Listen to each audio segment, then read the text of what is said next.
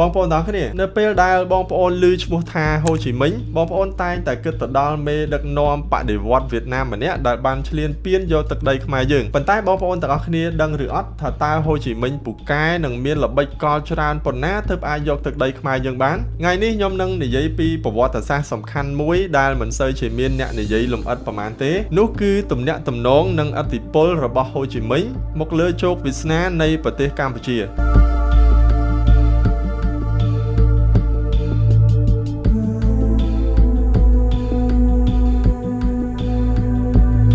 ដើម្បីកិច្ចពីការតាមប្រមាញ់របស់ប៉ូលីសសម្ងាត់បារាំងហូជីមិញបានបដូរអត្តសញ្ញាណច្រើនរាប់មិនអស់ហូជីមិញមានឈ្មោះពិតថាកវៀនស៊ីងកុងកើតនៅថ្ងៃទី19ខែឧសភាឆ្នាំ1890ក្នុងខេត្តងេអាននៃវៀតណាមខាងត្បូងឈ្មោះហូជីមិញមានន័យថាអ្នកបំភ្លឺផ្លូវគឺជាឈ្មោះមួយក្នុងចំណោមឈ្មោះคล้ายៗចំនួន170ផ្សេងទៀតដែលគាត់ទើបតែប្រើនៅក្នុងទសវត្សរ៍ឆ្នាំ1940ប៉ុណ្ណោះហូជីមិញចេះនិយាយនិងសរសេរភាសាបារាំងអង់គ្លេសចិនរុស្ស៊ីនិងភាសាសៀមបានយ៉ាងស្ទាត់ជំនាញហើយគាត់ថែមទាំងចេះនិយាយសរុបរហូតទៅដល់29ភាសាឯណោះ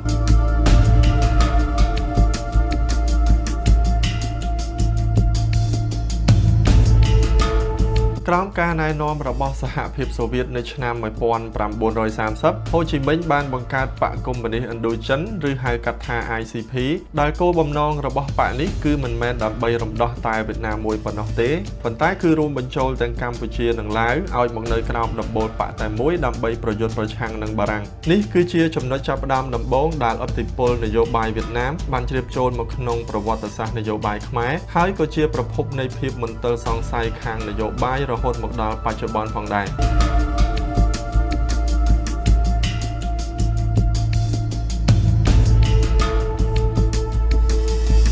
ក្នុងកំឡុងទសវត្សរ៍ឆ្នាំ1940និង50ហូជីមិញបានបញ្ជូនកម្មាភិបាលវៀតមិញឲ្យមកជួយបង្កើតនិងបណ្ដុះបណ្ដាលចលនាប្រដាប់អាវុធខ្មែរប្រឆាំងបារាំងដែលប្រវត្តិសាស្ត្រស្គាល់ថាខ្មែរវៀតមិញដូចជាលោកសឿនងុកមិញនិងទូសមុទ្រនេះជាការបណ្ដុះគ្រាប់ពូជកុម្មុយនីសដំបូងគេបំផុតនៅលើទឹកដីខ្មែរហូជីមិញជាអ្នកនយោបាយដែលយល់ច្បាស់ពីចិត្តសាស្ត្រគាត់ដឹងថាសម្ដេចព្រះនរោត្តមសីហនុគឺជាក្សត្រដែលស្រឡាញ់ជាតិនិងចង់បានការគោរពដូច្នេះហូជីមិញបានប្រើប្រាស់យុទ្ធសាស្ត្រការទូតផ្អែមល្ហែមដោយសរសេរលិខិតលើកដំកើងសម្ដេចសីហនុថាជាមហារដ្ឋបុរសជាវីរៈបុរសប្រឆាំងចក្រពត្តិនិយមនិងតែងតែគាំទ្រនយោបាយអព្យាក្រឹតរបស់ខ្មែរជាចំហដែលគោលបំណងពិតប្រាកដនៃការលើកជើងនេះគឺដើម្បីធ្វើឲ្យកម្ពុជាបន្ធូរបន្ថយការប្រុងប្រយ័ត្ននិងដើម្បីញែកកម្ពុជាឲ្យដាច់ពីសហរដ្ឋអាមេរិកដែលជាសត្រូវរបស់វៀតណាមខាងជើង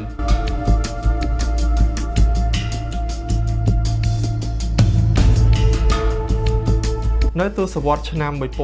1960ក្នុងសម័យសង្គមរាស្ត្រនិយមទោះបីជាសម្ដេចព្រះនរោត្តមសីហនុមិនមែនជាអ្នកកុម្មុយនីសក៏ពិតមែនប៉ុន្តែព្រះអង្គបានសម្រេចចិត្តចងមិត្តភាពជាមួយហូជីមិញដើម្បីដោះស្រាយបញ្ហាចំពោះមុខសម្ដេចសីហនុក៏បានព្យាយាមបង្ខំឲ្យរដ្ឋាភិបាលវៀតណាមខាងជើងដែលដឹកនាំដោយហូជីមិញនិងរណសិរ្សរំដោះជាតិវៀតណាមខាងត្បូងគឺពួកវៀតកុងចុះហត្ថលេខាទទួលស្គាល់និងគោរពនៅព្រំដែនបច្ចុប្បន្នរបស់កម្ពុជាជាដាច់ខាតហូជីមិញក៏បានយល់ព្រមភ្លាមៗដោយគ្មានរារែកខណៈពេលដែលដៃម្ខាងចុះហត្ថលេខាទទួលស្គាល់ព្រំដែនខ្មែរដៃម្ខាងទៀតរបស់ហូជីមិញបានបញ្ជាឲ្យកងទ័ពកុម្មុយនីសវៀតណាមរាប់ម៉ឺននាក់ជ្រៀតចូលមកបោះជំរំសាងសង់មូលដ្ឋានទ័ពសម្ងាត់និងមន្ទីរពេទ្យយោធានៅលើទឹកដីខ្មែរតាមបណ្ដោយព្រំដែនដូចជាខេត្តរតនគិរីមណ្ឌលគិរីស្វាយរៀងនិងកំពង់ចាមដែលនេះជាយុទ្ធសាស្ត្រខ្ចីដីមិនប្រាប់ម្ចាស់ឬយុទ្ធសាស្ត្ររំលោភអធិបតេយ្យភាពដោយលួចលាក់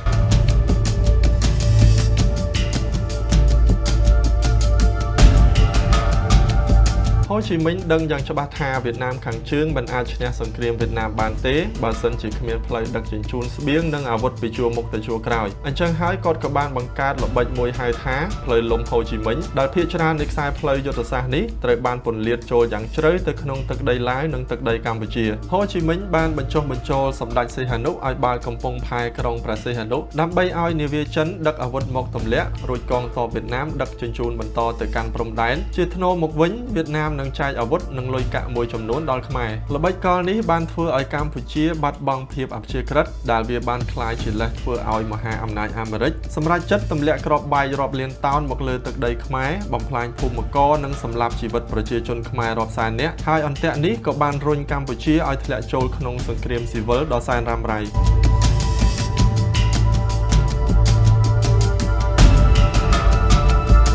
វត្តមានកងទ័ពវៀតកុងនិងវៀតណាមខាងជើងរាប់ម៉ឺននាក់នៅលើទឹកដីខ្មែរមិនមែនគ្រាន់តែមកស្នាក់នៅបណ្ដោះអាសន្ននោះទេពួកគេបានបង្កើតជាប្រព័ន្ធគ្រប់គ្រងផ្ទាល់ខ្លួនរហូតដល់ថ្នាក់បង្កើតផ្សារលក់ដូរនិងគ្រប់គ្រងប្រជាជនខ្មែរនៅតាមតំបន់ព្រំដែននោះថែមទៀតដែលធ្វើឲ្យរាជរដ្ឋាភិបាលភ្នំពេញបាត់បង់ការគ្រប់គ្រងលើទឹកដីនោះទាំងស្រុងទោះបីជាហូជីមិញធ្វើជាមិត្តជាមួយសម្ដេចសីហនុនៅខាងមុខក៏ពិតមែនប៉ុន្តែក្រោយខ្នងភ្នាក់ងារសម្ងាត់របស់គាត់បានជួយជ្រោមជ្រែងផ្ដល់ជំរកនិងបណ្ដុះបណ្ដាលក្រុមខ្មែរក្រហមដែលសម្ដេចសីហនុធ្លាប់បង្ក្រាបឲ្យមានកម្លាំងឡើងវិញយុទ្ធសាស្ត្រពីរមុខនេះគឺម្ខាងប្រើប្រាស់សម្ដេចសីហនុដើម្បីឈ្នះសង្គ្រាមជាមួយអាមេរិកនិងម្ខាងទៀតរៀបចំកម្លាំងកុម្មុយនីសខ្មែរដើម្បីចាំលេបត្របាក់អំណាចនៅថ្ងៃក្រោយ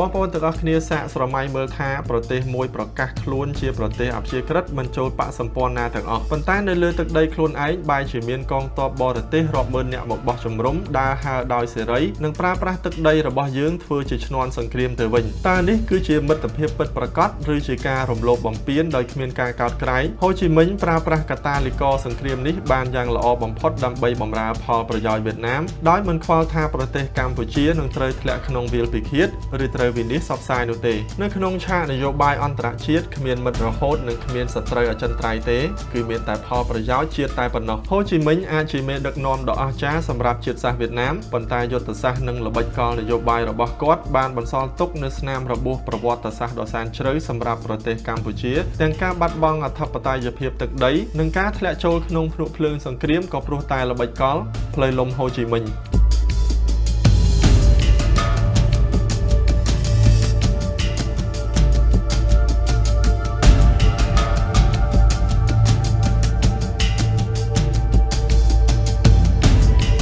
បើសិនជាសម្ដេចសីហនុមិនបានយល់ព្រមទៅតាមសំណើរបស់ហូជីមិញនៅក្នុងសម័យកាលនោះទេតើប្រទេសកម្ពុជាយើងអាចគេចផុតពីសង្គ្រាមនិងការបាត់បង់ទឹកដីបានដែរឬមួយក៏យ៉ាងណាតើបងប្អូនទាំងអស់គ្នាយល់ឃើញយ៉ាងណាដែរបងប្អូនទាំងអស់គ្នាអាចបញ្ចេញមតិយោបល់នៅក្នុង comment ខាងក្រោមបានចាំជួបខ្ញុំនៅវីដេអូក្រោយទៀតជំរាបលាខ្ញុំសូមរំខានពេលបងប្អូនបន្តិចបើសិនជាបងប្អូនទាំងអស់គ្នាមានបញ្ហាជ្រុះសក់ធ្ងន់ធ្ងរឬមួយក៏បញ្ហាឆក់ត្រពេកបងប្អូនទាំងអស់គ្នាអាចសាកប្រើប្រាស់ផលិតផលបណ្ដុះសក់ស៊ីនសូរ៉ាបានដែលនេះគឺជាផលិតផលបណ្ដុះសក់របស់ខ្ញុំផ្ទាល់តែម្ដងបងប្អូនទាំងអស់គ្នាអាចសាកប្រើប្រាស់និងដឹងលទ្ធផលនៅក្នុងរយៈពេលត្រឹមតែ4ទៅ6សប្តាហ៍តែប៉ុណ្ណោះនៅក្នុងនោះគឺមានសេរ៉ូមបណ្ដុះសក់ស៊ីនសូរ៉ាជាមួយនឹងសាប៊ូកាត់បន្ថយសក់ជ្រុះស៊ីនសូរ៉ា